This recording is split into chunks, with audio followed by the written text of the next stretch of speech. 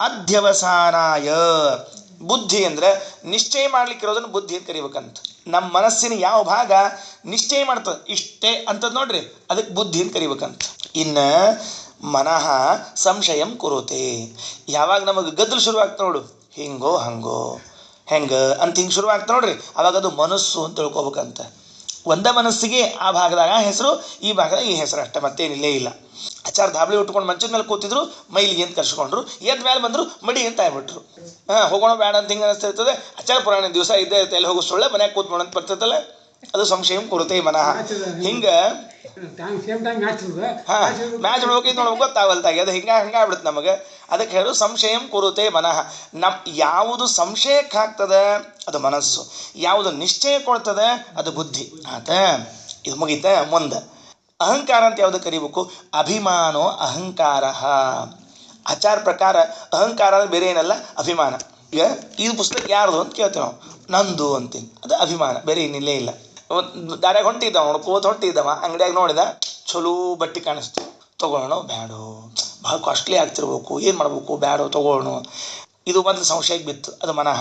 ಆಮೇಲೆ ಒಂದು ನಿರ್ಧಾರ ಮಾಡಿದ, ತೊಗೊಂಬಿಡೋಣ ಅಂತ ತೊಗೊಂಬಿಟ್ಟ. ಅದು ನಿಶ್ಚಯ ಆತ, ಬುದ್ಧಿ ಆತ. ಮನೆಗೆ ಬಂದ ಕೂಡಲೇ ಕೇಳಿದ ಹೆಂಡತಿಗೆ, ಹೆಂಗದ ನನ್ನ ಡ್ರೆಸ್ಸು ಅಂದ. ಅಲ್ಲಿ ನೋಡ್ರಿ, ನನ್ನ ಡ್ರೆಸ್ಸು ಅಂದಿಲ್ಲ, ಅಹಂಕಾರ ಶುರುವಾದ. ಇಷ್ಟರಿ 3 ಹೆಜ್ಜೆ ಒಳಗೆ ಮನಸ್ಸು ಬುದ್ಧಿ ಅಹಂಕಾರ ಬಂದ್ಬಿಟ್ಟಿರ್ತಾವ. ಇದು ಮುಗೀತ. ಆಮೇಲೆ ಕೇಳ್ರಿ, ಎಷ್ಟೋ ದಿವಸ ಆದಮೇಲೆ ಹಂಗೆ ಹರಿದು ಚಿಪ್ಪಡಿಯಾಗಿರ್ತದೆ ಅದು, ಅದನ್ನು ನೆಲಕ್ಕೆ ಒರೆಸಿರ್ತಾಳಕ್ಕೆ ಮೊದಲು ಹೆಂಡತಿ, ಅದನ್ನು ಬಿಡಂಗಿಲ್ಲ ರೀ ಅವರು. ಅದು ಒರೆಸಿ ಪೂರ್ಣ ಇನ್ನೇನು ಅದರಿಂದ ನೈನಂ ಚಂದನ್ ಶಸ್ತ್ರಾಣಿ ಅಂತ ಆದಮೇಲೆ ಇದನ್ನು ಒಗಿಲಿಲ್ಲ ಅಂತ ಕೇಳ್ತಾಳೆ. ನಂದು ಶರ್ಟ್ ಒಗಿತೀಯ ನೀನು, ಅವತ್ತು ತೊಗೊಂಡಿದ್ನೆಲ್ಲ ಅದು ಸ್ಮರಣ, ಅವತ್ತು ತೊಗೊಂಡಿದ್ನೆಲ್ಲ ಅಂತಾನಲ್ಲ ಸ್ಮರಣ, ನೆನಪು, ಮುಗಿದು ಹೊತ್ತು ಕೆಲಸ. ಇದಿಷ್ಟು ಒಂದ ಮನಸ್ಸಿನ ಕೆಲಸ, ಹೆಸರು ಮಾತ್ರ ಬೇರೆ ಬೇರೆ. ಒಂದ ಅನ್ನ, ಬಣ್ಣ ಹಾಕಿದ ಕೇಸರಿ ಬಾತು, ಒಗ್ಗರಣೆ ಕೊಟ್ಟ ಚಿತ್ರಾನ್ನ ಆಯ್ತು, ಬುದ್ಧ ಮುಗು ಒಂದ ಅಂದರೆ ಅದು ಒಂದ ಮನಸ್ಸಿಗೆ ಇಷ್ಟು ಭಾಗಗಳವ. ಆಚಾರ್ಯರು ಭಾಗವತದ ವ್ಯಾಖ್ಯಾನವನ್ನು ಸ್ಕಂದ ಪುರಾಣದಿಂದ ಮಾಡ್ತಾರೆ. ಹೆಚ್ಚು ನಾನು ನೋಡಿದ್ದು ಆಚಾರ್ಯರು ಸ್ಕಂದ ಪುರಾಣವನ್ನು ಬಳಸ್ಕೋತಾರೆ. ಯಾಕಂದ್ರೆ ಮಹಾಭಾರತಕ್ಕೆ ನಿಯರೆಸ್ಟ್ ಆದ ಪುರಾಣ ಯಾವುದು ಅಂದ್ರೆ ಸ್ಕಂದ ಪುರಾಣ. ಮಹಾಭಾರತ ಬಿಟ್ಟರೆ ನೆಕ್ಸ್ಟ್ ಸ್ಕಂದ ಪುರಾಣನೇ. ಯಾಕೆ? ಮಹಾಭಾರತ 1,00,000 ಶ್ಲೋಕ ಇದ್ರೆ ಸ್ಕಂದ 80,000 ಶ್ಲೋಕ. ಸ್ಕಂದೊಳಗೆ 80,000 ಶ್ಲೋಕ. ಹುಚ್ಚಿಬಿಟ್ಟು ಹೋಗ್ಬಿಡು ಸ್ಕಂದ ಪುರಾಣದ, ಎಷ್ಟು ವಿಷಯ. ಅದಕ್ಕೆ ಆಚಾರ್ಯರು ಮ್ಯಾಕ್ಸಿಮಮ್ ಕವರ್ ಮಾಡೋದು ಸ್ಕಂದ ಪುರಾಣ. ಯಾಕಂದರೆ ಮಹಾಭಾರತದ ನಂತರದಲ್ಲಿ ಬರುವಂತಹ ಪುರಾಣ ಇನ್ನೇನಾದರೂ ವ್ಯಾಖ್ಯಾನಕ್ಕೆ ತೊಗೊಳ್ಬಹುದು ಅಂತಿದ್ರೆ ಸೀದಾ ಅದನ್ನೇ ತೊಗೊಂಡ್ಬಿಡ್ತಾರೆ. ಸ್ಕಂದ ಪುರಾಣದಾಗ ಹೇಳ್ತಾರೆ, ಬುದ್ಧಿ ಅಧ್ಯವಸಾನಾಯ ಸಂಶಯಂ ಕುರುತೆ ಮನಃ ಅಭಿಮಾನೋ ಅಹಂಕಾರ ಚಿತ್ತಂ ಸ್ಮರಣ ಕಾರಣಂ. ನೋಡು, ಪ್ರಕೃತಿ ಹೇಳಿದ್ನೆಲ್ಲ ಇಷ್ಟು. ಏತಾವಾನೇವ ಸಂಖ್ಯಾತಃ ಬ್ರಹ್ಮಣ ಸಗುಣಸ್ಯ ಹಿ ಸನ್ನಿವೇಶೋ ಮಯಾ ಪ್ರೋಕ್ತಃ ಯಃ ಕಾಲಃ ಪಂಚವಿಂಶಕಃ. ಏತಾವಾನೇವ ಸಂಖ್ಯಾತಃ, ಇಷ್ಟು ಎಣ್ಸೀನಿ. ಯಾರ್ದು ಅಂತ ಕೇಳಿದ್ರೆ ಅಮ್ಮ ಮುಂದೆ ಒಂದು ಶಬ್ದ ಹೇಳ್ಬೇಕಾದ್ರೆ ಶಬ್ದ ಚೇಂಜ್ ಮಾಡಿಬಿಟ್ಟ. ಬ್ರಹ್ಮಣ ಸಗುಣಸ್ಯ ಹಿ, ಸಗುಣ ಬ್ರಹ್ಮ 24 ಅಂದ್ಬಿಟ್ಟ. ಈ ಸಗುಣ ಬ್ರಹ್ಮ ಯಾರು ಬಂದ್ರಿ? ಹಿಂದೆ ಹೇಳ್ಯಾನ ಪ್ರಕೃತಿ ಬಗ್ಗೆ ಹೇಳ್ತೀನಿ, ಪುರುಷನ ಬಗ್ಗೆ ಹೇಳ್ತೀನಿ ಅಂತ. ಪುರುಷನ ಬಗ್ಗೆ 2 ಮಾತು ಹೇಳಿ ಪ್ರಕೃತಿ ಹೇಳ್ಕೋತ ಬಂದಾನೀಗ. ಇದ್ದಕ್ಕಿದ್ದಂಗೆ ಸಗುಣ ಬ್ರಹ್ಮ ಅಂದ್ಬಿಟ್ಟ. ಯಾರವರು? ಆಚಾರ ಬರೀತಾರೆ ಮತ್ತೆ, ಹರಿಸ್ತು ನಿರ್ಗುಣಂ ಬ್ರಹ್ಮ ಶ್ರೀಹಿ ಬ್ರಹ್ಮ ಸಗುಣಂ ಸ್ಮೃತ. ಏನು ಆಶ್ಚರ್ಯ! ಮಹಾಲಕ್ಷ್ಮೀ ದೇವಿಗೆ ಸಗುಣ ಬ್ರಹ್ಮ ಅಂತ ಹೆಸರದ ಅಂತ. ಏನ ಹೆಸರು ಮಹಾಲಕ್ಷ್ಮಿಗೆ? ಸಗುಣ ಬ್ರಹ್ಮ ಅಂತ ಕರೀತಾರಂತೆ ಮಹಾಲಕ್ಷ್ಮೀ ದೇವಿಗೆ. ಎಷ್ಟು ಜನರಿಗೆ ಗೊತ್ತಿದೆ ನಮಗೆ? ಆಚಾರ್ಯರಂತಾರೆ, ಹರಿವಂಶದಲ್ಲಿ ಹೇಳಿದ್ದಾರೆ ವ್ಯಾಸರು, ಶ್ರೀಸ್ತು ನಿರ್ಗುಣಂ ಬ್ರಹ್ಮ ಶ್ರೀ ಬ್ರಹ್ಮ ಸಗುಣಂ ಸ್ಮೃತ. ಅಲ್ಲಿ ಮುಂದೆ ಭಾಗವತ ಏಕಾದಶ ಸ್ಕಂದೊಳಗೆ ಒಂದು ಮಾತು ಹೇಳ್ತಾರೆ. ಏನಂತಾರೆ? ಭಯಂ ದ್ವಿತೀಯಾಭಿನಿವೇಶತ ಸ್ಯಾತ್. ಎರಡನೇದರಲ್ಲಿ ಮನಸ್ಸಿಟ್ರೆ ಭಯ ಆಗ್ತದಂತ ಹೇಳ್ಯಾರ. ಭಯಂ ದ್ವಿತೀಯಾಭಿನಿವೇಶತಃ, ಎರಡನೇದ್ರೊಳಗೆ ಮನಸ್ಸಿಟ್ರಿ ಅಂದ್ರೆ ಭಯ ಆಗ್ತದೆ ಅಂತ ಹೇಳಿ ವಾದರಾಜ ಸ್ವಾಮಿಗಳು ಈ ಶ್ಲೋಕವನ್ನು ಯುಕ್ತಿ ಮಲ್ಲಿಕಾದೊಳಗೆ ಬೇರೆ ಬೇರೆ ರೀತಿ ಅರ್ಥ ಬರ್ದಾರೆ. ಏನು ಮಾಡ್ತಾರೆ? ಚಂಚನ್ ಮಾಡ್ಕೋತವ್ರು. ದ್ವಿತೀಯಾಭಿನಿವೇಶತಃ ಭಯಂ, ಎರಡನೇದ್ರೊಳಗೆ ಮನಸ್ಸಿಟ್ರೆ ಭಯ ಆಗ್ತಾ ಇಲ್ಲೋ? ಯಾವುದಪ್ಪ? 4 ಪುರುಷಾರ್ಥ, ಧರ್ಮ ಅರ್ಥ ಕಾಮ ಮೋಕ್ಷ. ಎರಡನೇದು ಯಾವುದು? ಅರ್ಥ. ಭಯಂ ದ್ವಿತೀಯಾಭಿನಿವೇಶತ ಸ್ಯಾತ್. ನೀವು ಅರ್ಥದಾಗ ಮನಸ್ಸಿಟ್ರಿ ಭಯ ಶುರುವ. ಯಾರ ಮೇಲೂ ವಿಶ್ವಾಸ ಬರಂಗಿಲ್ಲ ರೀ. ನಾವು ರೊಕ್ಕದ ಗಂಟು ನೋಡ್ಬೇಕ್ರಿ, ರೊಕ್ಕದ ಗಂಟು ಇಟ್ಕೊಂಡಿರ್ಬೇಕು. ಹೇಳ್ತೀನಿ, ಅವ ನಮ್ಮಪ್ಪನೇ ಇರ್ಬೋದು ರೀ, ನನ್ನ ಮಗನೇ ಇರ್ಬೇಕು, ತೊಗೊಂಡ್ಬಿಟ್ರೆ ಅಂಥೇಳಿ ಪೂರ್ಣ ಗಟ್ಟಿ ಹಿಡ್ಕೊಂಡು ಕೂತಿರ್ತೀವಿ. ಯಾಕೆ? ಭಯಂ ದ್ವಿತೀಯಾಭಿನಿವೇಶತಃ. ಎರಡನೇದ ಮೇಲೆ ಮನಸ್ಸು ಹಾಕಿದ್ವಿ, ಅರ್ಥದ ಮೇಲೆ ಮನಸ್ಸು ಹಾಕಿದ್ವಿ ಅಂದರೆ ಇಷ್ಟ. ಹಿಂಗೆ ಹೇಳ್ಕೋತ ಬಂದು ಒಂದನೇ ಬ್ರಹ್ಮ ನಿರ್ಗುಣ ಬ್ರಹ್ಮ, ಎರಡನೇ ಬ್ರಹ್ಮ ಸಗುಣ ಬ್ರಹ್ಮ. ಭಯಂ ದ್ವಿತೀಯಾಭಿನಿವೇಶ ತಸ್ಯಾತ್. ಸಗುಣ ಬ್ರಹ್ಮನ ಮೇಲೆ ನೀವು ಮನಸ್ಸು ಹಾಕಿದ್ರಿ ಅಂದ್ರೆ ಹೋಯ್ತು. ಸಗುಣ ಬ್ರಹ್ಮ ಯಾರು? ಶ್ರೀಸ್ತು ಸಗುಣಂ ಬ್ರಹ್ಮ. ಲಕ್ಷ್ಮೀದೇವಿ ಇದ್ದಾಳಲ್ಲ ಸಗುಣ ಬ್ರಹ್ಮ. ಯಾಕ? ಅದಕ್ಕೆ ಕೃಷ್ಣ ಹೇಳಾನ, ಅವ್ಯಕ್ತಾ ಹಿ ಗತಿರ್ದುಃಖಂ ದೇಹವದ್ಭಿರವಾಪ್ಯತೆ ಕ್ಲೇಶೋ ಅಧಿಕತರಸ್ತೇಷಾಂ ಅವ್ಯಕ್ತಾಸಕ್ತಚೇತಸಾಂ. ಮಹಾಲಕ್ಷ್ಮಿಯಲ್ಲಿ ಯಾರು ಆಸಕ್ತಿಯನ್ನು ಪಡ್ತಾರ ಅವರು ದುಃಖಕ್ಕೆ ಒಳಗಾಗ್ತಾರ ಅಂತ ಹೇಳ್ಬಿಟ್ಟಾನ. ಅದಕ್ಕೆ ಸಗುಣ ಬ್ರಹ್ಮ ಯಾರು ಅಂತ ಕೇಳಿದ್ರೆ ಮಹಾಲಕ್ಷ್ಮಿಯನ್ನು ಸಗುಣ ಬ್ರಹ್ಮ. ಹಿಂಗೆ ಯುಕ್ತಿ ಮಲಿಕದ ಭಾಳ ಚಂದ ವ್ಯಾಖ್ಯಾನ ಮಾಡ್ಯಾರ ನೋಡ್ರೆ. ಭಯಂ ದ್ವಿತೀಯಾಭಿನಿವೇಶ ತಸ್ಯಾತ್. ಎರಡನೇದೊಳಗೆ ಭಯ ಬರ್ತದೆ. ಯಾವುದು? ಹಗಲು ರಾತ್ರಿ. ರಾತ್ರಿನೂ ಭಯ ಬರ್ತದೆ. ಹಿಂಗೆ ಹೇಳ್ಕೊತ ಹೋಗ್ಯಾರ. ಒಂದು 10-12 ಅರ್ಥ ಬರ್ದಾರೆ, ಭಾಳ ಚಂದ ಬರ್ದಾರೆ. ಮತ್ತು ಎಲ್ಲರೂ ಪ್ರಮಾಣ ಪುರಸ್ಸರವಾಗಿ ಬರ್ದಾರೆ ವಾದ ಸ್ವಾಮಿಗಳು. ಆತ ಈಗ ಹೇಳಿ ಹೌದು. ಏತಾವಾನೇವ ಸಂಖ್ಯಾತಃ ಇಷ್ಟ ಎಣಸೀನಿ ಸಗುಣ ಬ್ರಹ್ಮನದು ಅಂದ್ರೆ ಮಹಾಲಕ್ಷ್ಮಿದು ಅಂತ ಅರ್ಥ. ಇನ್ನು ಸನ್ನಿವೇಶ ಅಂದ್ರೆ ವಿಸ್ತಾರ. ಮಯಾ ಪ್ರೋಕ್ತ ಹೇಳ್ಯಾರ ಎಲ್ಲ ಹೇಳಿದಲ್ಲ 10-12 ರೀತಿ ಹೇಳಿ ಮುಗಿಸ್ಯಾರ. ಎಲ್ಲ ನಾವೇನೇನು ಗೆಸ್ ಮಾಡ್ಬೋದು ಒಟ್ಟು ಹೇಳಿ ಮುಗಿಸ್ಬಿಟ್ರಲ್ಲಿ. ಸನ್ನಿವೇಶ ವಿಸ್ತಾರ ಮಯಾ ಪ್ರೋಕ್ತ ಅತ ತದಂಗಜಾನಿ ತತ್ವಾನಿ ತಸ್ಮಾತ್ ತದ್ರೂಪಮುಚ್ಯತೆ. ಎಲ್ಲ ಆಕೆಯಿಂದ ಹುಟ್ಟಿದ್ವು ಅವ ಅಂತ ಕರಿತಾವ. ಅಂದ್ರೆ ಪ್ರಕೃತಿಯಿಂದ ಕರ್ಸ್ಕೋತಾವ. ಖರೆ ಅಂದ್ರೆ ಪ್ರಕೃತಿಯಿಂದ ಹುಟ್ಟಿದ್ದು ಆದರೂ ಪ್ರಕೃತಿಯಿಂದ ಕರ್ಸ್ಕೋತದ. ಆದ್ರೆ 25ನೇನೋ ಒಬ್ಬ ಇದ್ದಾನೆ. ಯಾರವ? ಯಹ ಕಾಲ ಪಂಚವಿಂಶಕಃ. ಕಾಲ ಎಂಬ ಹೆಸರಲ್ಲಿ ಕರೆಸಿಕೊಳ್ಳವ 25ನೇದವ ಇದ್ದಾನೆ. ಅವನ ಬಗ್ಗೆ ಹೇಳ್ತೀನಿ ಕೇಳ. ಕಾಲ ಯಾರು ಅಂತ ಒಂಚೂರು ಹೇಳ್ತೀನಿ. ಅದೇ ಪುರುಷ. ಮತ್ತು ಪುರುಷನ ಬಗ್ಗೆ ಹೇಳ್ಬೇಕಾಗ್ಯದ. ಅದನ್ನು ತಗೊಂಡು ಶುರು ಮಾಡಿದ್ರು. ಮತ್ತೆ ಪ್ರಭಾವಂ ಪೌರುಷಂ ಪ್ರಾಹು ಕಾಲಮೇಕೆ ಯಥೋ ಭಯಂ ಅಹಂಕಾರ ವಿಮೂಢಸ್ಯ ಕರ್ತು ಪ್ರಕೃತಿಮೀಯುಷಃ. ಈ 25ನೇದವೇನಿದ್ದಾನ ಕಾಲ ಅಂತ ಕರೆಸ್ಕೊಂಡವ. ಇವನ ಬಗ್ಗೆ ಕೆಲವರ ಅಭಿಪ್ರಾಯ ಪೌರುಷಂ ಪ್ರಭಾವಂ ಪ್ರಾಹು, ಕೆಲವರು ಕಾಲಂ ಪ್ರಾಹು. ಈ 25ನೇ ಇದ್ದಾರಲ್ಲ ಅವನಿಗೆ ಕೆಲವರು ಪುರುಷ ಅಂತ ಕರೀತಾರೆ, ಕೆಲವರು ಕಾಲ ಅಂತ ಕರೀತಾರೆ. ಆಚಾರ್ಯ ಅಂದರು ಪುರುಷ ಅಂತ ಯಾಕೆ ಕರೆದ್ರು ಅರ್ಥ ಆಗಲಿಲ್ಲ ನಮಗೆ. ಅದಕ್ಕೆ ಆಚಾರ್ಯ ವಿವರಣೆ ಕೊಡ್ತಾರೆ. ಅಲ್ಲಿ ವಾಸ್ತವಿಕವಾಗಿ ಪುರುಷ ಅಂತಿಲ್ರಿ, ಪೌರುಷಂ ಪ್ರಭಾವಂ ಅಂತದ. ಮೂಲದಲ್ಲಿರೋ ಭಾಗವತ್ ಶಬ್ದ ಏನದ? ಪೌರುಷ. ಪೌರುಷ ಅಂದ್ರೆ ಏನು? ಪುರುಷನಿಗೆ ಸಂಬಂಧಿಸಿದ್ದು ಅಂತ ಅರ್ಥ. ಎಲ್ಲಿ ಹೋಗ್ಯದ ನಿನ್ನ ಪೌರುಷ ಅಂತ ಕೇಳ್ತಿರ್ತಾರಲ್ಲ ಮನ್ಯಾಗ. ಅವು ಮನ್ಯಾಗ ಅತ್ತಿ ಕೇಳ್ತಿರ್ತಾಳೆ ಮಗಗೆ, ಹೆಂಡತಿ ಮುಂದೆ ಕೂತಿಲ್ಲ ಎಲ್ಲಿ ಹೋಗಿದ್ದು ನಿನ್ನ ಪೌರುಷ ಅಂತ ತಿಳ್ಕೊಂಡು ಕೇಳ್ತಿರಂಗಿಲ್ಲ. ಹಂಗೆ ಎಲ್ಲಿ ಹೋಗಿದ್ದು ನಿನ್ನ ಅಲ್ಲ ಹಿಂಗೆಲ್ಲ ಹೇಳಿಕ್ಕೆ ಹೋಗ್ಬಾರ್ದು ಪುರಾಣದಾಗ. ಅದಕ್ಕೆ ಪೌರುಷ ಎಲ್ಲದ? ಅದಕ್ಕೆ ಪುರುಷ ಸಂಬಂಧಿ. ಪ್ರಭಾವ ಅಂದ್ರೆ ಏನರ್ಥ ಅದಕ್ಕೆ ನೋಡ್ರಿ. ಪ್ರಭಾವ ಅನ್ನೋ ಶಬ್ದಕ್ಕೆ ಪುರುಷನ ಪ್ರಭಾವ ಅಂತ ಹಿಂಗೆ ಅರ್ಥ ಆಗ್ತದೆ. ಆಚಾರ ಹಂಗೆ ಅರ್ಥ ಅಲ್ಲ. ಪುರುಷಸ್ಯ ಜೀವನ ಪ್ರಕರ್ಷೇಣ ಭಾವಂ ವ್ಯಾಪ್ತಂ ರೂಪಂ. ಪ್ರಭಾವ ಅನ್ನೋ ಶಬ್ದಕ್ಕೆ ವ್ಯಾಪ್ತ ರೂಪ ಅಂತ ಬರೆದ್ಬಿಟ್ಟಾರ. ಜೀವನಲ್ಲಿ ಇದ್ದು ವ್ಯಾಪಿಸಿಕೊಂಡೇ ಇದ್ದ ರೂಪವನ್ನು ಪುರುಷ ಅಂತ ಕರಿಬೇಕಂತ ಅದನ್ನು ವಿವರಣೆ ಕೊಡ್ತಾರೆ.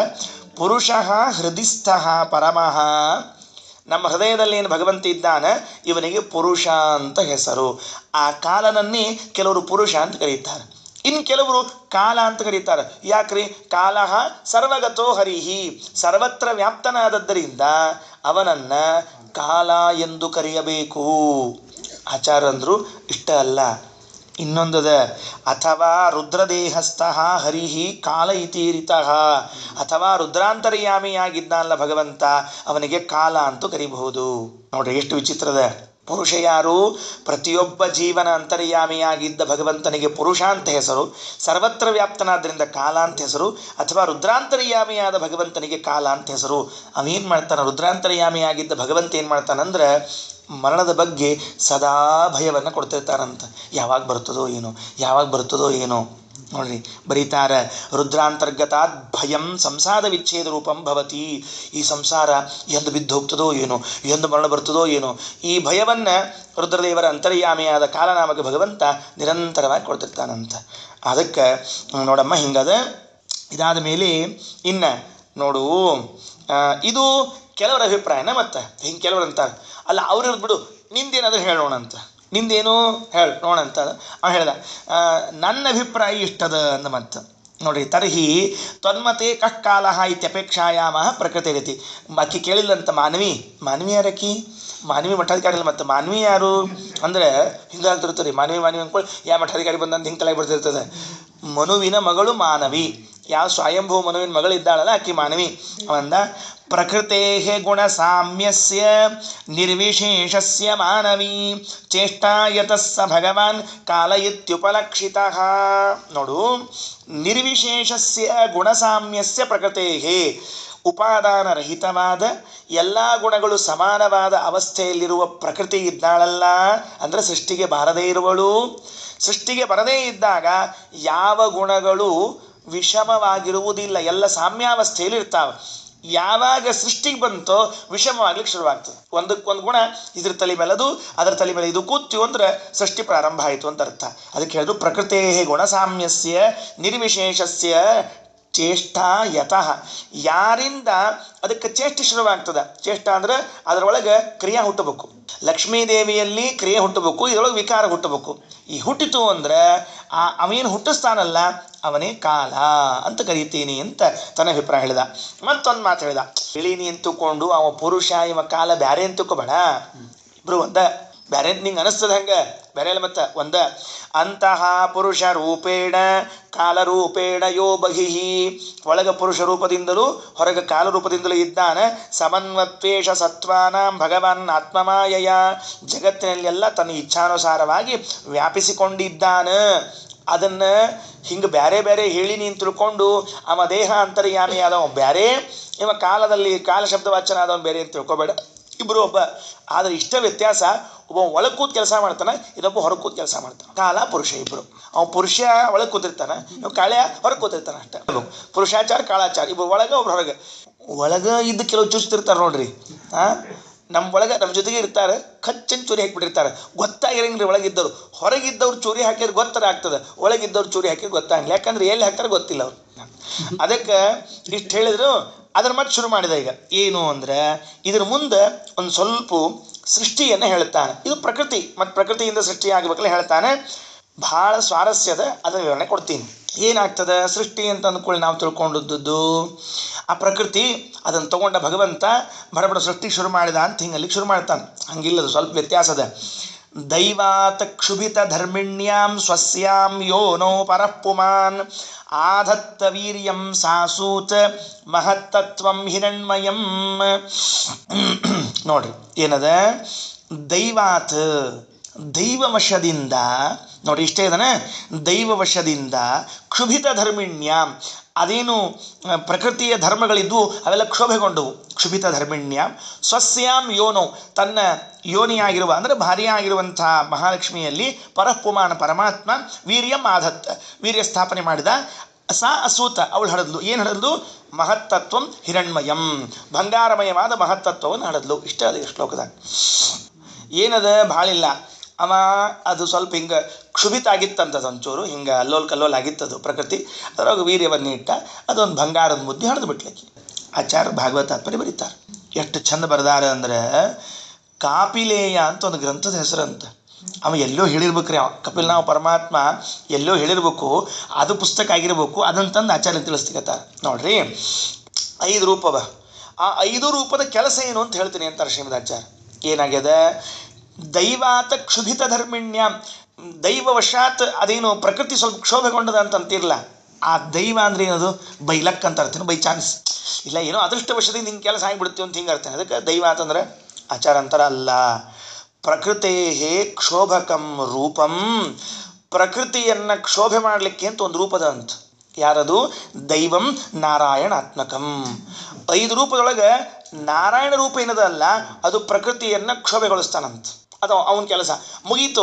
ಅವ ಪ್ರಕೃತಿ ಕ್ಷೋಭೆಗೊಳಿಸಿದ ಮೇಲೆ ಉಳಿದು ಸಾಬರಿ ಮಾಡ್ಲಿಕ್ಕೆ ಹೋಗಂಗಿಲ್ಲ ಅವ. ಅದು ಏನಾರ ಹಾಕ್ಕೊಳ್ಳಿ, ನನ್ನ ಕೆಲಸ ಮುಗೀತಂದು. ನಾವು ನಾರಾಯಣ ರೂಪದಿಂದ ಪ್ರಕೃತಿಯನ್ನು ಕ್ಷೋಭೆಗೊಳಿಸ್ತಾನೆ. ಇದೊಂದು ವಿಶೇಷಾಂಶ ಆಚಾರ್ಯ ಹೇಳಿದ್ರು. ಮುಗೀತಾ? ಇನ್ನು ಮುಂದೆ ಆದ್ರಪ್ಪ, ಇನ್ನು ಪ್ರಕೃತೋ ಮಹತ ಸ್ರಷ್ಟ ಪರಮಃ ಪುರುಷೋ ಮತಃ. ಆ ಪ್ರಕೃತಿ ಒಳಗೆ ಮಹತ್ತತ್ವವನ್ನು ಸೃಷ್ಟಿ ಮಾಡ್ತಾನಲ್ಲ, ಅವ ಯಾರು ಅಂದ್ರೆ ಪರಮಃ ಪುರುಷ, ಅವ ಬೇರೆ ಅಂತ. ಅವ ಯಾರು? ತದೇವ ವಾಸುದೇವಾಖ್ಯಂ ಮಹತ್ತತ್ವ ನಿಯಾಮಕಂ. ನೋಡ್ರಿ, ನಾರಾಯಣ ಹಿಡಿಲಿಲ್ಲ, ವಾಸುದೇವ್ ಹಡ್ದ. ವಾಸುದೇವನ ಮಗ ಈ ಬ್ರಹ್ಮ, ನಾರಾಯಣನ ಮಗ ಅಲ್ಲ. ನಾರಾಯಣ ಬರೀ ಪ್ರಕೃತಿಯನ್ನು ಕ್ಷೋಭೆಗೊಳಿಸಿಬಿಟ್ಟ, ಕೈ ಬಿಟ್ಬಿಟ್ಟವ ಆತ. ಈಗ ಪ್ರಕೃತಿ ಅಂದ್ರೆ 2 ಮತ್ತೆ, ಒಂದು ಜಡ ಪ್ರಕೃತಿ, ಒಂದು ಚಿತ್ ಪ್ರಕೃತಿ. ಮತ್ತೆ ಶುರುವಾದ ಕಾರ್ಯಕ್ರಮ ಅಲ್ಲಿ ಎಲ್ಲ ಕಡೆ ಹೇಳ್ಕೊತ ಬರ್ಬೇಕ್ರಿ ಅದು. ಅದೇನು ಜಡ ಪ್ರಕೃತಿ ಅದು ಪರಿಣಾಮೋನ್ಮುಖ ಆಯಿತು. ಇನ್ನು ನಾನು ಆಗಬಹುದು ಇನ್ನು ಅಂತ ಹಿಂಗೆ ರೆಡಿ ಆಗ್ತದು. ಆ ಪರಿಣಾಮೋನ್ಮುಖತ್ವವನ್ನು ಕೊಟ್ಟ ನಾರಾಯಣ, ಇದಕ್ಕೆ ಮಹಾಲಕ್ಷ್ಮಿಗೆ ಸೃಷ್ಟಿ ಇಚ್ಛಾ ಕೊಟ್ಟ. ನಾನು ಬಸರಾಗಬೇಕು, ನಾನು ಹಡಿಬೇಕು ಅಂತ ಒಂದು ಇಚ್ಛಾ ಬಂತು ನಾರಾಯಣನಿಂದ, ಮುಗೀತಾ. ಇನ್ನು ಅವಳು ಗರ್ಭಿಣಿಯಾದದ್ದು ವಾಸುದೇವನಿಂದ. ಅವ ನಾರಾಯಣನಿಂದಲ್ಲ, ನಾರಾಯಣನಿಂದ ಬರೀ ಇಚ್ಛಾ ಅಷ್ಟ ಹುಡ್ತೀವಿ. ವಾಸುದೇವನಿಂದ ಅವಳು ಗರ್ಭಿಣಿಯಾದ್ಲು. ಆದ್ಲ ರೀ, ಎಷ್ಟು ಸ್ವಾರಸ್ಯ ಹೇಳ್ತಾರ ಅಂದ್ರೆ, ವಾಸುದೇವನಿಂದ ಗರ್ಭಿಣಿ ಯಾಕಾದ್ಲು, ನಾರಾಯಣನಿಂದ ಗರ್ಭಿಣಿ ಯಾಕಾಗ್ಲ? ಹುಟ್ಟಿದ ಕೂಸು ನೋಡಿ ಹೇಳ್ಬೇಕ್ರಿಪ್ಪ ನೀವು. ನಾವು ಭಾತರಾಗೇಶ್ವರಕ್ಕೆ ಹೋಗಬಾರ್ದಂದ್ರು. ಈ ಹುಟ್ಟಿದ ಕೂಸು ನೋಡಿ ಅದು ಏನು ಹಳದಾಳ, ಅದ್ರ ಮೇಲೆ ಯಾರು ಮತ್ತು ಅಪ್ಪ ಯಾರಮ್ಮ ಅಂತ ಹೇಳಿಕ್ಕೆ ಹೋಗ್ಬೇಕಂತ ಬೇಡ, ಹೇಳಿಕ್ಕೆ ಹೋಗಬಾರ್ದು. ಯಾರು? ಅದು ಬ್ರಹ್ಮದೇವರು ಹುಟ್ಟಿದರು. ಅದು ಲಾಸ್ಟ್ ಜೀವ ಅದರದ್ದು. ಅದು ಬ್ರಹ್ಮಜನ್ಮ ಏನದ ಅದು ಕೊನೆಯದು. ಅದು ಇನ್ನು ಹೋಗ್ಬೇಕಾದದ್ದಲ್ಲಿ ಮೋಕ್ಷಕ್ಕೆ. ಆ ರೂಪ ಯಾವುದು? ವಾಸುದೇವ. ಅಂದಮೇಲೆ ಹಳದವ್ರು ಯಾರು? ವಾಸುದೇವ. ಇಷ್ಟ ಹಿಂಗೆ ಲಿಂಕ್ ಇಟ್ಕೊಂಡ್ಬಿಡ್ರಿ ಅಂತ ಹೇಳ್ಬಿಟ್ರು. ಸುಮ್ಮ ಭಾಳ ಅದು ಯಾಕೆ ಅವರೇ ಹೇಳಿದ್ರು, ಇವ್ರು ಯಾಕೆ ಹಡಿಲಿಲ್ಲ ಅಂತ ಹಿಂಗೆಲ್ಲ ವಿಚಾರ ಮಾಡ್ಲಿಕ್ಕೆ ಹೋಗ್ಬೇಡ್ರಿ, ಇಷ್ಟು ತಿಳ್ಕೊಳ್ರಿ ಆತ. ನೋಡ್ರಿ ಈಗೇನಾಯ್ತು, ಮಹತ್ತತ್ವವನ್ನು ಜಡ ಪ್ರಕೃತಿ ಹಡೀತು, ಬ್ರಹ್ಮದೇವರನ್ನು ಲಕ್ಷ್ಮೀದೇವಿ ಹಡದ್ಲು, ಮುಗೀತು. ಒಂದು ಬಂತು. ಅಭಿಮಾನಿ ಯಾರು? ಚತುರ್ಮುಖ ಬ್ರಹ್ಮದೇವರು, ಮುಗೀತಾ. ಈ ಶ್ಲೋಕದಾಗ ಇರೋದು ಇಷ್ಟ ಅದ. ಮುಂದೆ ಹೋದ್ಮೇಲೆ ಅವೆಲ್ಲ ಉಳಿದ ವಿಷಯ ಬರ್ತಾವೆ. ಆದ್ರೆ ಆಚಾರ್ಯರು ಇಲ್ಲೇ ತಾತ್ಪರ್ಯ ಬರೆದು ಬಿಟ್ರೆ, ಅದರಿಂದ ಇಲ್ಲೇ ಹೇಳಿಬಿಡ್ತೀನಿ. ಖರೇಂದ್ರಿ ಇವೆಲ್ಲ ಅಲ್ಲಿ ತಾತ್ಪರ್ಯ ಹಾಕಬೇಕು, ಇರುವಲ್ತೆ ಹಾಕ, ಆಯ್ತಾ. ಇನ್ನು ನೋಡ್ರಿ, ಮಹತ್ತತ್ವ ಆದಮೇಲೆ ಒಂದು ಅಹಂಕಾರ ಹುಡ್ತಂತ. ಆ ಮಹತ್ತತ್ವದಿಂದ ಅಹಂಕಾರ ಹುಟ್ಟಬೇಕು ಅಂತದ ಗೊತ್ತಾಗ್ತದೆ. ಆಚಾರ ಅಂದರು ಅಹಂಕಾರ ಹುಡ್ತೀವಿ ಅಂತ ಗೊತ್ತಿಲ್ಲ. ಗೊತ್ತಲ್ಲ ಆಚಾರ, ಅಹಂಕಾರ ಹುಡ್ತಿ ಯಾರು? ಅಭಿಮಾನಿ ದೇವತೆಗಳು. ನಮಗೆ ಗೊತ್ತಿಲ್ಲ ಏನ್ರಿ, ರುದ್ರದೇವರಿದ್ದಾರೆ. ತಡಿ ಇಲ್ಲೊಂದು ಸ್ವಲ್ಪ ವಿಶೇಷ ಇದೆ. ಆ ಅಹಂಕಾರದಲ್ಲಿ ಎರಡು ಭಾಗ ಮಾಡ್ತೀನಿ ನಾನು. ಅಹಂಕಾರದಾಗ ಎರಡು ಭಾಗ, ಮತ್ತೇನು ಎರಡು ಭಾಗ? ಅದು ಒಂದು ಸೂಕ್ಷ್ಮ ಅಹಂಕಾರ, ಒಂದು ಸ್ಥೂಲ ಅಹಂಕಾರ ಅಂತ ಎರಡು ಅಹಂಕಾರವನ್ನು ಮಾಡ್ತೇನೆ ಅಂದ್ರೆ ಆಚಾರ್ಯ.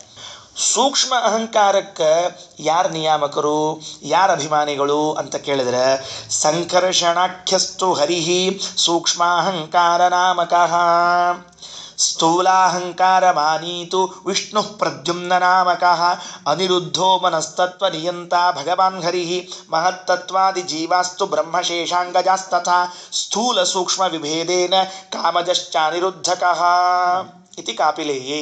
ಬಿಡಿಸಿ ಹೇಳ್ತೀನಿ ನೋಡ್ರಿ. ಮತ್ತೀಗ ಹಿಂಗೆ ಬಿಡಿಸ್ಬೇಕು, ಮೊದಲು ಓದಬೇಕು, ಬಿಡಿಸ್ಬೇಕು ಅವನ್ನ. ಈಗ ಸ್ಥೂಲ ಅಹಂಕಾರಕ್ಕೆ ಅಭಿಮಾನಿಗಳು ಶೇಷದೇವರು, ಅಹಂಕಾರಕ್ಕೆ ಅಭಿಮಾನಿಗಳು ರುದ್ರದೇವರು ಖರೇ, ಪ್ರಸಿದ್ಧಿ ಹೌದು. ಆದರೂ ಸ್ಥೂಲ ಅಹಂಕಾರ ಏನದ ಅದಕ್ಕೆ ಸೂಕ್ಷ್ಮ ಅಹಂಕಾರ ಏನದ ಆ ಸೂಕ್ಷ್ಮ ಅಹಂಕಾರಕ್ಕೆ ಯಾರವರು? ಶೇಷದೇವರು. ಯಾರಿಂದ ಹುಟ್ಟಿದರು? ಸಂಕರ್ಷಣನಿಂದ ಹುಟ್ಟಿದರು. ಸಂಕರ್ಷಣನಿಂದ ಹುಟ್ಟಿದ ಶೇಷ ಸೂಕ್ಷ್ಮ ಅಹಂಕಾರಕ್ಕೆ ಅಭಿಮಾನಿಯಾದ. ಸರಿ, ಮುಂದೆ ಸ್ಥೂಲ ಅಹಂಕಾರಕ್ಕೆ ಅಭಿಮಾನಿಗಳು ಯಾರು ಅಂದರೆ ಕಾಮ. ಆಚಾರ್ಯ ಒಂದು ಹೊಸ ಮಾತನ್ನು ಬರೀತಾನೆ. ಪ್ರಾಯಶಃ ನಮ್ಮ ಜೀವನದಲ್ಲಿ ಕೇಳಿರೋದಿಲ್ಲ ನಾವು. ಅಹಂಕಾರಕ್ಕೆ ಕಾಮ ಯಾಕೆ ಅಭಿಮಾನಿ ಬರ್ತಾನೆ? ಎಲ್ಲಿಂದ ಬರ್ತಾನವ? ಗರುಡಶೇಷ ರುದ್ರದೇವರನ್ನ ಕೇಳಿ ಅಭ್ಯಾಸ ಇದ್ದ ನಮಗೆ ಆಚಾರ ಒಂದು ಮಾತು ಬರೀತಾರೆ.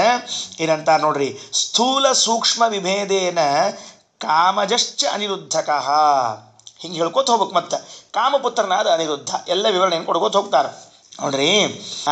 ಯಾವ್ದವಾರ್ಯ ಬರೀತಾರೆ ಅದಕ್ಕೆ, ತತಶ್ಚ ಶೇಷ ಸೂಕ್ಷ್ಮ ಅಹಂಕಾರಾಭಿಮಾನಿ ಸ್ಥೂಲ ಅಹಂಕಾರಾಭಿಮಾನಿ ಕಾಮ ಇತಿ ವಿವೇಕೋ ಜ್ಞಾತವ್ಯ. ಹೊಸ ಮಾತಿದು. ಯಾದವಾರ್ಯರು ಬರೆದ್ರು ಅಂತ ನಮಗೆ ಅರ್ಥ ಆತ ಶ್ಲೋಕದಾಗ ಸ್ಪಷ್ಟ ಆಗಂಗಿಲ್ಲ ನಮಗೆ. ಅದಕ್ಕೆ ಅಂದ್ರೆ ನಮಗೇನು ಸ್ಥೂಲವಾದ ಅಹಂಕಾರ ಅದಕ್ಕೆ ಅಭಿಮಾನಿ ಕಾಮ. ಸರಿ, ಸಂತೋಷ. ಮುಂದೆ ಇವರು ಯಾರಿಂದ ಇವು ಯಾರಿಂದ ಹುಟ್ಟಿದ? ಪ್ರದ್ಯುಮ್ನಿಂದ ಹುಟ್ಟಿದ್ದಾನೆ. ಯಾರು? ಕಾಮ. ಪ್ರದ್ಯುಮ್ನಿಂದ ಹುಟ್ಟಿದ ಕಾಮ ಸ್ಥೂಲ ಅಹಂಕಾರಕ್ಕೆ ಅಭಿಮಾನಿಯಾಗಿದ್ದಾನೆ ಆತ. ಮುಂದೆ ಇನ್ನುಳಿತು ಮನಸ್ತತ್ವ. ಆ ಮನಸ್ತತ್ವಕ್ಕೆ ಅಭಿಮಾನಿ ಯಾರು ಅಂದರೆ ಕಾಮಪುತ್ರನಾದ ಅನಿರುದ್ಧ ಮನಸ್ತತ್ವಕ್ಕೆ ಅಭಿಮಾನಿಯಾಗಿದ್ದಾನೆ. ರುದ್ರದೇವರ ಹೆಸರೇ ಇಲ್ಲ, ರುದ್ರದೇವರ ಪಟ್ಟಿನೇ ಇಲ್ಲಿ. ಹಂಗೆ ಕೆಲವು ಆಗಿರ್ತದೆ, ಸಂಭಾವನೆ ಕೊಡೋ ಪಾಕೆಟ್ ಗಲ್ದಾಗ ಆಚಾರ ಹೆಸರು ಹಾರಿ ಹೋಗ್ಬಿಟ್ಟಿರ್ತದೆ. ಯಾಕಂದ್ರೆ ಎದುರಿಗೆ ಕೂತಿರ್ತಾರೆ, ಕೊಟ್ಟಿಗೆ ಅಂತ ತಿಳ್ಕೊಂಡ್ಬಿಟ್ಟಿರ್ತಾರೆ. ಆಮೇಲೆ ಅವ್ರು ಏನು, ಸ್ವಾಮಿ ಮಂತ್ರಾಕ್ಷತೆ ಕೊಡಲಿಲ್ಲ ಏನೋ ನಿನಗೆ, ಇಲ್ಲ ಹೆಸರೇ ಬರಲಿ, ಹಿಂಗೆ ತಡಿ ಅಂತ ತಿಳ್ಕೊಂಡು ಹೇಳಿ ಮತ್ತೆ ಆಮೇಲೆ ತೆಗೆದು ಕೊಡ್ತಾರೆ. ಅದು ಈ ಊರಾಗ ಒಬ್ರು ಆಚಾರ್ಯ ಇದ್ರಂತವ್ರು. ಏನಂದ್ರೆ ಅವ್ರಿಗೆ ಸ್ವಾಮಿಗಳು ಮಂತ್ರಾಕ್ಷಿ ಕೊಟ್ರಂತ. ಅಗ್ದಿ ಮುಷ್ಟಿ ತುಂಬಿ ಹಿಂಗೆ ಮಂತ್ರಾಕ್ಷಿ ಕೊಟ್ರಂತೆ. ಅವ್ರ ಆಚಾರ ಕೈ ಹಿಡ್ಕೊಂಡ್ರು, ಸ್ವಾಮಿ ಈ ಮಂತ್ರಾಕ್ಷತೆ ಏನು ಮಾಡಲಿ ನಾನು ಅಂತ ಕೇಳಂತೆ. ತಲೆ ಮೇಲೆ ಹಾಕ್ಕೊಂಡ್ರೆ ಹೆಚ್ಚಿಗೆ ಆಗ್ತಾವೆ, ಅಡುಗೆ ಮಾಡೋಣ ಅಂದರೆ ಕಡಿಮೆ ಬೀಳ್ತಾವೆ, ಏನು ಮಾಡಲಿ ಮಂತ್ರಾಕ್ಷಿ ಅಂತ ಕೇಳಂತವ್ರು. ಇಷ್ಟು ಅಕ್ಕಿ ಹಿಟ್ಟು ಮಂತ್ರಾಕ್ಷತೆ ಕೊಟ್ಟಿರ ಅನ್ನಕ್ಕೆ ಇಡೋಣ ಅಂದ್ರೆ ಕಡಿಮೆ ಬೀಳ್ತಾವೆ, ತಲೆ ಮೇಲೆ ಹಾಕೊಳ್ಳೋದು ಜಾಸ್ತಿ ಆಗ್ತಾವೆ. ಏನು ಮಾಡಲಿ ಮಂತ್ರಾಕ್ಷತೆ ಕೇಳ್ಬೇಕಂತ ಹಿಂಗೆ ಚಾಟ್ರಿ ಮಾಡ್ತಾರೆ ಅಂತ ಅವ್ರಲ್ಲ.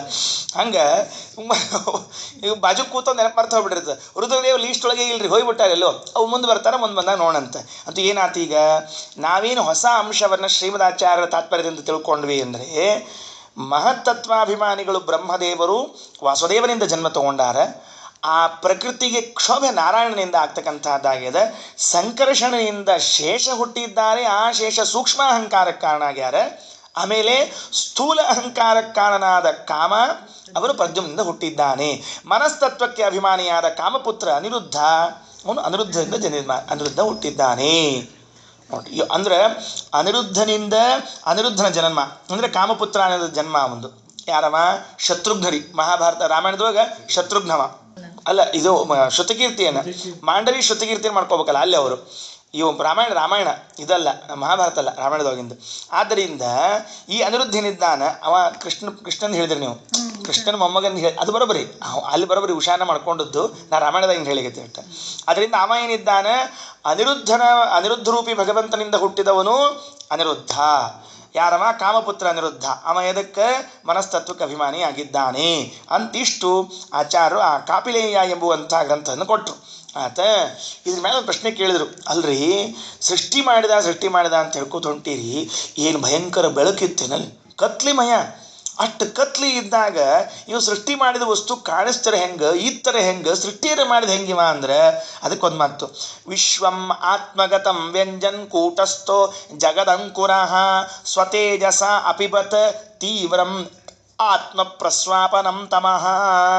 ಭಗವಂತ ಬಂದು ಮೊದಲು ಅಷ್ಟು ತಮಃಪಾನವನ್ನು ಮಾಡಿಬಿಟ್ನಂತೆ. ಅಷ್ಟು ತಮಸ್ಸನ್ನು ಏನು ಮಾಡಿದ? ಪಾನವನ್ನು ಮಾಡಿದ. ಅಂದರೆ ತನ್ನ ತೇಜಸ್ಸಿನಿಂದ ದೂರ ಹಾಕಿದ ಅಂತ ಅರ್ಥ. ಕುಡ್ದ ಅಂದ್ರೆ ಏನು? ತನ್ನ ತೇಜಸ್ಸಿನಿಂದ ಹೊರಗೆ ಹಾಕಿದ ಅಂತ ಅರ್ಥ. ನಮ್ಮ ಗುರುಗಳು ಮುಂಡ್ರಿಗೆ ಆಚಾರ್ಯರ ಶ್ಲೋಕ ಹೇಳ್ತಿರ್ಬೇಕ್ರಿ, ಶುಭಾಷಿತ ಶ್ಲೋಕ. ಎಷ್ಟು ಚಂದ ಇರ್ತದೆ ಅಂದರೆ, ಅದು ದೀಪ ಹಚ್ಚಿದಾಗ ನೋಡ್ರಿ, ತಮಾಷೆಗೆ ಹೇಳ್ತೀನಿ, ನೆನಪಾತು ಅಂತ. ದೀಪ ಹಚ್ಚಿದಾಗ ಆ ದೀಪ ಅದಿರೋ ಬಣ್ಣ ಇರ್ತದೆ, ಅದ್ರ ಮೇಲೆ ಒಂಚೂರು ಕಪ್ಪು ಹಿಂಗೆ ಹೊಟ್ಟಿರ್ತಾರೆ ನೋಡಿ, ಹೊಗೆ ಇರ್ತದೆ, ಕಪ್ಪು ಇರ್ತದಂತ. ಯಾಕೋ ತಮ್ಮ ಅಂತ ಕೇಳಿದ್ರೆ, ನಂಗೆ ಹೆಂಗೆ ಗೊತ್ತಾಚಾರ ದೀಪ ಹಚ್ಚಿದಾಗ ಕಪ್ಪು ಹೋಗ್ತಾನೆ. ಹಂಗಲ್ಲೋ, ಅದು ಏನು ಕುಡ್ದದ ಅದೇ ಹೊರಗೆ ಹಾಕ್ತದೆ, ಬೇರೆ ಏನು ಮಾಡುತ್ತೆ ಹೇಳೋಣ ಅಂತ. ಕತ್ಲಿ ಒಳಗೆ ಹೆಚ್ಚಿರ್ತೀರ, ಕತ್ಲಿನ ಕುಡ್ದಿರ್ತದೆ, ಬಿಡ್ಬೇಕಾದ್ರೆ ಏನು ಬಿಡ್ಬೇಕು, ಮತ್ತೆ ಕತ್ಲಿನ ಹೊರಗೆ ಬಿಡ್ಬೇಕಲ್ಲ, ಮತ್ತೆ ಬೇರೆ ಹೆಂಗೆ ಬಿಡ್ಲಿಕ್ಕೆ ಬರ್ತದೆ ಅಂತ ಕೇಳೋರು. ಅದು ದೀಪ ಕುಡ್ದದ ಕತ್ಲಿ ಬಿಡೋದು, ಹೊಗಿನ ಕಪ್ಪ ಬಿಡಬೇಕು, ಬೆಳಗ್ಗೆ ಹೆಂಗೆ ಬಿಡ್ಲಿಕ್ಕೆ ಬರ್ತದೆ ಅಂತ ನೋಡಿ, ಎಷ್ಟು ಚಂದದ. ಅಂದರೆ ಆ ಕ್ಷಣಕ್ಕೆ ಅದು ಸ್ವಾರಸ್ಯ ಇರಬೇಕು. ಹೆಂಗೋ ಭಗವಂತ ಮತ್ತು ಕತ್ಲಿ ಇತ್ತ, ಆ ಕತ್ಲಿ ಏನು ಮಾಡಿದ? ಪಾನ ಮಾಡಿದ. ವಾಸ್ತವಿಕವಾಗಿ ಯಾದವಾರ ಪ್ರಕಾರ ಅದನ್ನು ಪಾನ ಮಾಡಿದು ಅಂತ ಅರ್ಥ ಅಲ್ಲ. ಅಪಿಬತ್ ಅಗ್ರಸೀತ ಅಪಸಾರಿತ ಮಕರೋತ್, ದೂರ ಸರಿಸ್ಬಿಟ್ರೆ ಅದನ್ನು, ಹಿಂಗೆ ಕತ್ಲಿಕ್ಕೆ ತೊಂದರೆ ಆಗದೆ ಇದ್ದಂಗೆ. ಇಲ್ಲೊಂದು ಶಬ್ದದ. ಏನು ಶಬ್ದದ ಅಂದರೆ, ಆತ್ಮಗತಂ ವಿಶ್ವಂ ವ್ಯಂಜಯನ್, ತನ್ನೊಳಗಿತ್ತ ಆ ಜಗತ್ತು ಹೊರಗೆ ತೆಗಬೇಕು ಅಂತ ಮಾಡಿದ. ಕೂಟಸ್ಥ, ಅವನು ನಿರ್ವಿಕಾರನಾದ ಭಗವಂತ. ಜಗದಂಕುರಃ ಅಂತದ. ಜಗದಂಕುರಃ ಅಂದ್ರೆ, ಅಂಕುರ ಶಬ್ದಕ್ಕೆ ಅರ್ಥ ಏನದ? ಮೊಳಕೆ, ಬೀಜ, ಹಿಂಗೆ ಅರ್ಥ ನಮಗೆ. ಜಗದಂಕುರಃ ಅಂದರೆ ಜಗತ್ತಿನ ಬೀಜ. ಅಂದ್ರೆ ಏನಾಯ್ತು? ಇವನ ಜಗತ್ತಾಗಿ ಬಂದಾನ ಅನ್ನೋಂಗೆ ಬರೆದ್ಬಿಟ್ಟಾರೆ ವ್ಯಾಸರು. ಜಗದಂಕುರ ಅಂದ್ರೆ ಜಗತ್ತಿನ ಬೀಜ ಯಾರು ಅಂದರೆ ಪರಮಾತ್ಮ. ಆಚಾರ ಅಂದರು ಏನು ತಪ್ಪಿಲ್ಲ, ಹೇಳ್ಯಾರ ಬರೋಬ್ಬರದ, ನಿಮ್ಮ ಶ್ಲೋಕಾರ್ಥ ಮಾಡ್ಕೊಂಡ್ರೆ ಸಾಕಂದ್ರು. ಜಗದಂಕುರ ಅಂದ್ರೆ ಏನು? ಜಗತ್ತು ಅಂಕುರದ ಏನಾಗ್ತದು? ಅಂಕೆ ಸಮೀಪೆ ರಮಯತಿ ಇತಿ ಅಂಕುರ ಅಂತ ಮಾಡ್ಕೊಂಡ್ಬಿಡ್ರಿ ಅಂದ್ರೆ ಆಚಾರ. ಜಗತ್ತನ್ನು ಯಾವಾಗಲೂ ತನ್ನಲ್ಲಿಟ್ಟುಕೊಂಡು ಅದಕ್ಕೆ ಆನಂದವನ್ನು ಉಣಿಸ್ತಿರ್ತಾನೆ. ಆದ್ದರಿಂದ ಜಗದಂಕುರ ಅಂತ ದೇವರಿಗೆ ಹೆಸರೇ ಹೊರತಾಗಿ ಇವ ಜಗತ್ತಿನ ಬೀಜ ಅಂತ ಅರ್ಥ ಮಾಡಬೇಡ್ರಿ. ಯಾಕಂದ್ರೆ ನಾವು ಉಪಾದಾನ ಕಾರಣ ಆಗಿಬಿಡ್ತಾನೆ. ಆಮೇಲೆ ದೇವರು ಮಣ್ಣೆ ಗಡಿಗೆ ಆದಂಗೆ, ಬೀಜವೇ ವೃಕ್ಷ ಆದಂಗೆ ದೇವರೇ ಜಗತ್ತಾಗಿಬಿಟ್ರೆ ಕಷ್ಟ. ಅದಕ್ಕೆ ಹಂಗಲ್ಲ. ಅಂಕೆ ರಮಯತೆ ಯಸ್ಮಾತ್ ಕೇಶವೋ ಜಗದಂಕುರಃ ಮಹಾಂತಂ ಸೋಸೃಜಜ್ಜೀವ ಮೋಹಕಂಚ ತಮೋಗ್ರಸೀತ್. ಮಹತ್ತತ್ವಾಭಿಮಾನಿಯಾದ ಜೀವನನ್ನು ಸೃಷ್ಟಿ ಮಾಡಿದ. ನೋಡ್ರಿ, ಇಲ್ಲೊಂದು ಸ್ವಾರಸ್ಯ ಹೇಳ್ತಾನೆ ಆಚಾರ್ಯರು. ಏನು? ಜೀವಮೋಹಕಂ ತಮಃ ಅಗ್ರಸೀತ್ ಅಂದರೆ ವಾಸುದೇವ ರೂಪದಿಂದಲೇನೆ ತಮಃಪಾನವನ್ನು ಮಾಡಿದ, ಬೇರೆ ರೂಪದಿಂದಲ್ಲ. ಯಹ ಮಹಾಂತಂ ಅಸೃಜೀತ, ಯಾರು ಮಹತ್ತತ್ವವನ್ನು ಸೃಷ್ಟಿ ಮಾಡಿದ? ವಾಸುದೇವ. ಅವನೇ ಜೀವಮೋಹಕಂ ತಮಃ, ಈ ಜೀವರಿಗೆ ಮೋಹಕವಾದ ಅಜ್ಞಾನ, ಈ ಕತ್ತಲೆ ಏನಿತ್ತೋ ಅದನ್ನು ಪಾನ ಮಾಡಿದ. ಅಂದ್ರೆ ಏನಾಯ್ತು? ಈಗ ಜಗತ್ತಿನಲ್ಲಿದ್ದ ಕತ್ತಲೆಯನ್ನು ಪಾನ ಮಾಡಿ ಮಹತ್ತತ್ವವನ್ನು ನಿರ್ಮಾಣ ಮಾಡಿರುವಂತಹ ರೂಪ ವಾಸುದೇವ ರೂಪ ಅಂತ ಅನ್ನೋದು ಶ್ರೀಮದಾಚಾರ್ಯ ಅಭಿಪ್ರಾಯ. ಇದನ್ನೇ ಪುರುಷ ರೂಪ ಅಂತ ಕರೀತಾರೆ. ಎಲ್ಲಿ? ಭಾಗವತ ಪ್ರಥಮ ಸ್ಕಂದಲ್ಲಿ ಹೇಳುವಂತಹ ಸಂದರ್ಭದಲ್ಲಿ 3 ಪುರುಷ ರೂಪಗಳವ. ಪುರುಷರೂಪ ತ್ರಯ ಪುರಾತನ ಅಂತ. ಪ್ರಥಮಂ ಮಹತ ಸ್ರಷ್ಟೃ, ದ್ವಿತೀಯಂ ತೊಂಡ ಸಂಸ್ಥಿತಂ, ತೃತೀಯಂ ದೇಹಿನಾಂ ದೇಹೇ ತಾನಿ ಜ್ಞಾತ್ವ ವಿಮುಚ್ಯತೆ ಅಂತ ಹೇಳಿದಾಗ ಮೊದಲನೇ ಪುರುಷ ರೂಪದ ಹೆಸರೇನು ಅಂದರೆ ವಾಸುದೇವ. ಅವನೇ ತಮಃಪಾನವನ್ನು ಮಾಡಿದ್ದು ಅಂತ ಅಲ್ಲಿ ಬರೆದಾರೆ. ಅದರಿಂದ ಪುರುಷ ಬೇರೆ ಅಲ್ಲ, ವಾಸುದೇವ ಬೇರೆ ಅಲ್ಲ, ಮಹತ್ತತ್ವವನ್ನು ಸೃಷ್ಟಿ ಮಾಡಿದವನು ಬೇರೆ ಅಲ್ಲ, ಕತ್ತಲೆಯನ್ನು ಕಳೆದವನು ಬೇರೆ ಅಲ್ಲ, ಎಲ್ಲವೂ ವಾಸುದೇವನೇ ಅನ್ನೋದನ್ನು ಆಚಾರ್ಯ ಅಭಿಪ್ರಾಯ ಅಂತ ತಿಳ್ಕೋಬೇಕು. ಇಷ್ಟಾಯ್ತಾ? ಮುಂದೆ ಮತ್ತಿನ್ನು ಆ ವಾಸುದೇವ ರೂಪ ಹೆಂಗದ, ಯಾರಿಂದ ಈ ಮಹತ್ತತ್ವ ಹುಟ್ಟಿ ಬಂತಲ್ಲ ಆ ವಾಸುದೇವ ರೂಪ ಹೆಂಗದ, ಇದೊಂದು ಹೇಳಿ ನಿಲ್ಲಿಸ್ತೀನಿ. ಮತ್ತೆ ಉಳಿದು ನಾಳೆ ನೋಡ್ತೀನಿ, ನಾಳೆಲ್ಲ ನಾಡ್ದು. ಏನು ಅಂದ್ರೆ ಭಾಳ ಚಂದದ ನೋಡ್ರಿ. ವಾಸುದೇವನ್ ತಿಳಿದ ಮೇಲೆ ಮಹತ್ತತ್ವವನ್ನು ತಿಳ್ಕೊಳ್ಳಿಕ್ಕೆ ಸಾಧ್ಯದ, ನಮ್ಮ ಚೇತಸ್ಸು ಮನಸ್ಸನ್ನು ತಿಳ್ಕೊಳ್ಳಿಕ್ಕೆ ಸಾಧ್ಯ ಅಂತ ಅದು ಹೇಳ್ಕೊತ ಹೋಗ್ತಾರೆ. ಏನಂತಾರೆ? ಯತ್ತತ್ ಸತ್ವಗುಣಂ ಸ್ವಚ್ಛಂ ಶಾಂತಂ ಭಗವತಃ ಪದಂ ಯದಾಹುರ್ವಾಸುದೇವಾಖ್ಯಂ ಚಿತ್ತಂ ತನ್ಮಹದಾತ್ಮಕಂ. ನಮ್ಮ ಚಿತ್ತ ಏನದ, ಆ ಚಿತ್ತ ಅದು ಮಹತ್ತತ್ವದ ಅಂಶದಿಂದ ಕೂಡಿದ್ದಾಗಿದೆ. ಮಹತ್ತತ್ವ ಏನದ, ಆ ಮಹತ್ತತ್ವದ ಅಂಶದಿಂದ ಏನು ಕೂಡ್ಯದ? ಚಿತ್ತ ಕೂಡ್ಯದ. ಇಲ್ಲದೆ ಇದ್ರೆ ಜ್ಞಾನ ಆಗಂಗಿಲ್ಲ. ಜ್ಞಾನ ಆಗಬೇಕು ಅಂದ್ರೆ ಮಹತ್ತತ್ವದ ಅಂಶ ಇರಬೇಕು. ಯಾಕೆ? ಮಹತ್ತತ್ವ ಇಸ್ ಈಕ್ವಲ್ ಟು ಜ್ಞಾನ.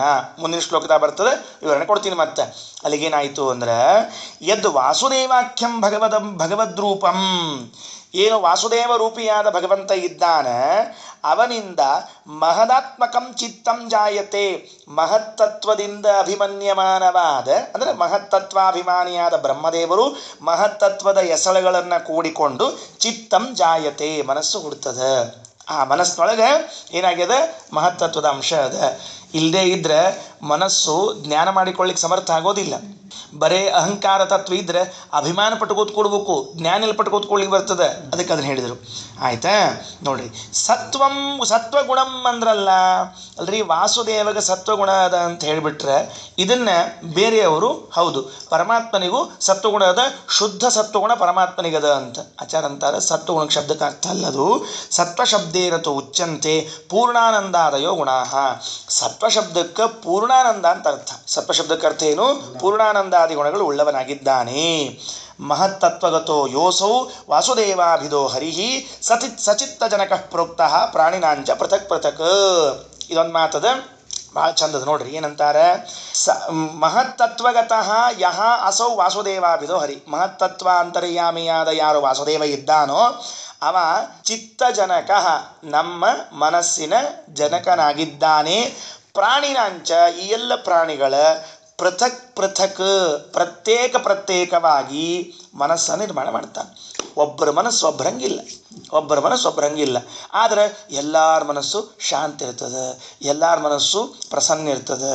ಹಿಂಗವ ನೋಡ್ರಿ. ಹಂಗೆ ಎಲ್ಲ ಕೆಲವು ಮನಸ್ಸಿನೊಳಗೆ ಒಂದೇ ಗುಣ ಕೊಟ್ಟಾನೆ, ಆದರೆ ಪ್ರತ್ಯೇಕ ನಿರ್ಮಾಣ ಮಾಡಿ ಕೂಡಿಸ್ಬಿಟ್ಟಾನೆ. ಅದನ್ನು ಹೇಳಿದರು ಪ್ರಾಣಿನಾಂಚ ಪೃಥಕ್. ಅವನಿಂದ ನಿರ್ಮಾಣವಾದ್ದರಿಂದ ಅಂದರೆ ವಾಸುದೇವ ರೂಪದಿಂದ ಮಹತ್ತತ್ವ ನಿಯಾಮಕನಾದ ಬ್ರಹ್ಮ ಬಂದುದರಿಂದ ಆ ಮಹತ್ತತ್ವ ನಿಯಾಮಕನಾದ ಬ್ರಹ್ಮದೇವರಿಂದ ಮತ್ತು ವಾಸುದೇವನಿಂದ ಈ ಮನಸ್ಸು ಬಂದರಿಂದ ಮನಸ್ಸಿನಲ್ಲೂ ಆ ಗುಣಗಳು ಬಂದಾವ. ಅವ ಅಲ್ಲ ಅಂಥ ಒಂದಾವ. ಸ್ವಚ್ಛತ್ವಂ ಅವಿಕಾರಿತ್ವಂ ಶಾಂತತ್ವಂ ಇತಿ ಚೇತಸಃ ವೃತ್ತಿಭಿರ್ಲಕ್ಷಣಂ ಪ್ರೋಕ್ತಂ ಯಥ ಅಪಾಂ ಪ್ರಕೃತಿ ಪರಾ. ಶಾಂತ ಇರ್ತದೆ, ಹೆಂಗೋ ಹಂಗೆ ನಮ್ಮ ಮನಸ್ಸು ಇರ್ತದೆ ಅಂತ ಒಂದು ದೃಷ್ಟಾಂತ ಕೊಟ್ಟರು. ಏನೇನಪ್ಪ ಸ್ವಚ್ಛತ್ವಂ ಅಂದರೆ ಏನು ಅದನ್ನು ಹೇಳ್ರಿ, ವಿವರಣೆ ಕೊಡ್ರಿ. ಅದಕ್ಕೆ ಹೇಳಿದ್ರು ನಿರ್ಮಲತ್ವಂ. ಅವಿಕಾರಿತ್ವಂ ಅಂದ್ರೆ ಏನು? ವಿಕಾರವಾಗದೇ ಇರೋದು. ಸ್ವಲ್ಪ ಸಮಸ್ಯೆ ಬಂತು ಅಲ್ರಿ, ಮನಸ್ಸು ವಿಕಾರ ಆಗ್ತದಲ್ಲ, ಮತ್ತು ವಿಕಾರ ಆಗಂಗಿಲ್ಲ ಅಂತ ಹೆಂಗಂದ್ರಿ? ನೀರು ಹೊಲಸಾಗ್ತದೆ, ಆಗಂಗಿಲ್ಲ ಅಂತ ಹೆಂಗಂದ್ರಿ ಅಂದರೆ ಆಚಾರ ಬರೀತಾರೆ, ಸ್ಥಿಮಿತ ಉದಕ ಚಿತ್ತಾದೇಹೆ ಅವಿಕಾರ ಅಲ್ಪ ವಿಕ್ರಿಯಾ. ವಿಕಾರ ಆಗಂಗಿಲ್ಲ ಅಂತ ಹೇಳಿಲ್ಲ, ಭಾಳ ಕಡಿಮೆ ಆಗ್ತದೆ ಅಂತ ಅನ್ನೋ ಅಭಿಪ್ರಾಯದಲ್ಲಿ ಅವಿಕಾರಿತ್ವಂ ಅಂತ ಶಬ್ದ ಆಡ್ಯಾರ. ಕಡಿಮೆಯಾಗೋ ಅಭಿಪ್ರಾಯದೊಳಗೂ ಅವಿಕಾರ ಅಂತ ಬಳಸ್ಬಹುದಂತೆ. ಒಟ್ಟ ವಿಕಾರ ಆಗದೇ ಇದ್ದವನಿಗೂ ಅವಿಕಾರ ಅಂತ ಕರಿತೀವಿ, ಸ್ವಲ್ಪ ವಿಕಾರ ಆಗ್ತಿತ್ತಂದ್ರೆ ಅವಿಕಾರ ಅಂತ ಹೇಳಿ ನಡೀತದೆ. ಅದರಿಂದ ಮನಸ್ಸು ಮತ್ತು ಇದೇನದ ನೀರು ಎರಡೂ ಕೂಡ ಅವಿಕಾರಿಯಾಗ್ಯದ, ಶಾಂತ ಆಗ್ಯದ. ಇದು ಚೇತಸ್ಸಿನ ಲಕ್ಷಣ, ಮನಸ್ಸಿನ ಲಕ್ಷಣ ಆಗ್ಯದ. ಹೇಗೆ ನೀರಿನಂತೆ ಅಂತ ಇಷ್ಟಂತಾರೆ. ಯಾದವಾರರು ಬರೀತಾರೆ. ಏನು ಬರೀತಾರೆ ಅಲ್ರಿ? ಸ್ವಚ್ಛತ್ವಾದಿಕಂ ಅನುಪಲಭ್ಯತೆ. ನೀರಿನೊಳಗೆ ಸ್ವಚ್ಛತ್ವ ಎಲ್ಲಿ ಕಾಣಿಸಂಗಿಲ್ಲ ನಮಗೆ. ಯಥಾ ಪ್ರಕೃತಿ ಸ್ವಭಾವ. ನೀವೇನಂದ್ರಿ? ನೀರಿನ ಸ್ವಭಾವ ಹೆಂಗೆ ಸ್ವಚ್ಛತ್ವಾದಿಗಳದ ಹಂಗೆ ಮನಸ್ಸಿನ ಸ್ವಭಾವ ಅಂದರೆ ಅದಕ್ಕೆ ಉತ್ತರ ಕೊಡ್ತಾರೆ. ಯಥಾ ಪ್ರಾವೃಟ್ ಕಾಲೇ ಅಪಾಂ ಮೃತ್ತಿಕಾದಿನ ಕಾಲುಷ್ಯಂ ಬಹುತರಭೇನ ತರಂಗಾದಿರೂಪೇಣ ವಿಕಾರಶ್ಚಾಂಚಲ್ಯಂಚ ದೃಶ್ಯತೆ. ಪ್ರಾವೃಟ್ ಕಾಲ ಮಳೆಗಾಲ ಬಂದಾಗ ಅದು ಮಣ್ಣು ಬುರುಗು ಎಲ್ಲ ನೀರಿನಾಗ ಬಂದಿರ್ತದೆ. ಅಥ ಪ್ರಾವೃಟ್ ಕಾಲಾನಂತರಂ ಶರದಿ ನೈರ್ಮಲ್ಯಂ ಫೇನ ತರಂಗಾದಿರೂಪೇಣ ವಿಕಾರಾಭಾವ ಹೃದಾದಿಶ ನಿಶ್ಚಲತ್ವಂ ಸ್ವಭಾವಭೂತಂ ದೃಶ್ಯತೆ. ಶರತ್ಕಾಲ ಬಂತು ಅಂದರೆ ಎಲ್ಲ ಕೆಸರಿಳಿದಿರ್ತದೆ, ಶಾಂತ ಇರ್ತದೆ, ಸ್ವಚ್ಛ ತಿಂದು ಅದ ನೀರಿಂದು ನೋಡ್ರಿ. ಇಷ್ಟು ಗೊತ್ತಾಗ್ತಿಲ್ಲ. ಇದನ್ನು ನಮ್ಮ ಸಾಮಾನ್ಯ ಗೊತ್ತು.